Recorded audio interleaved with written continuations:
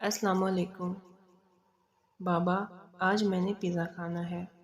ٹھیک ہے بیٹا۔ بابا، میرے لیے آئس کریم لانی ہے۔ اوکے میری پیاری بیٹی، اور وہ گاڑی کی چابی تھامے گھر سے نکل گیا۔ شام کو پیزا اور آئس کریم پکڑے وہ گھر میں داخل ہو رہا تھا۔ کدھر جا رہے ہیں جی؟ جو ہی واپس پلٹا تو بیگم نے فوراً آواز دی، وہ کچھ سامان گاڑی میں پڑا ہے، وہ اٹھانے جا رہا ہوں۔ اچھا جی، جلدی آ جائیں، پیزا ٹھنڈا ہو گیا تو مزہ نہیں آئے گا۔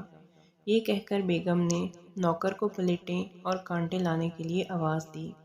وہ گاڑی سے مختلف فروٹس کے 5 شاپر اٹھائے گھر میں داخل ہوا تو اس کا چہرہ غصے سے لال پیلا ہو رہا تھا۔ ارے آپ کو یہ اچانک کیا ہو گیا؟ بیوی نے غصے کو چہرے پر بھانپتے ہوئے فوراً پوچھا۔ خیریت تو ہے نا جی؟ ہاں، بس پتہ نہیں کہاں سے آ جاتے ہیں یہ لوگ۔ ہر روز کی طرح آج پھر للچائی ہوئی نظروں سے شاپروں کو دیکھ رہا تھا۔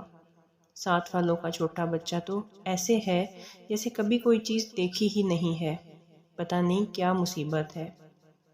آپ فکر نہ کریں، میں اس کی ماں کو کل بلاؤں گی۔ اچھا بھلا اس کا باپ ہے، مزدوری کرتا ہے، ندیدہ نہ ہو تو۔ چلیں آپ اپنا موڈ خراب نہ کریں، آپ ہاتھ دھو کر ٹیبل پر آ جائیں، بچے انتظار کر رہے ہیں، میں کولڈ ڈرنک لے کر آتی ہوں۔ اور وہ پاؤں پٹکتی فریج کی جانب چل دی۔ کیا ہوا اسے؟ کچھ نہیں، بس آج پھر 7 والوں کو فروٹ لے جاتے دیکھ لیا، مانگ رہا تھا۔ میں نے ایک تھپڑ مارا ہے، بس آج مزدوری نہیں ملی ورنہ لے آتا۔ 200 روپے دوست سے پکڑ کر سبزی اور دودھ لایا ہوں۔ چلو اب تو سسکیوں کی آواز نہیں آ رہی، لگتا ہے سو گیا ہے۔